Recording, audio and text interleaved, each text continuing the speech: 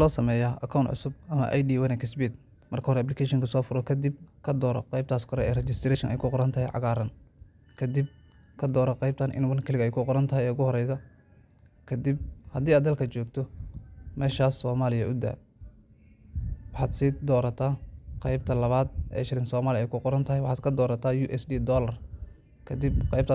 sports ay ku qoran tahay ku dhufo waxaad doorataa meesha ay ku qoran tahay Casino Plus Wanaagsan Games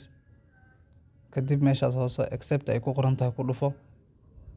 halka ugu muhiimsan waa meeshan waxaad ku qortaa tayo 252 oo far yar ah taadaysan weynaan kadib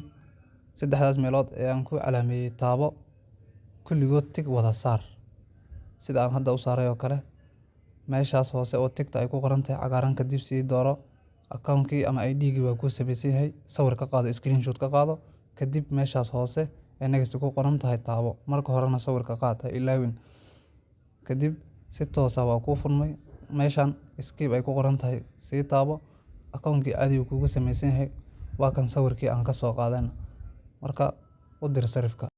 aad u mahadsantahay.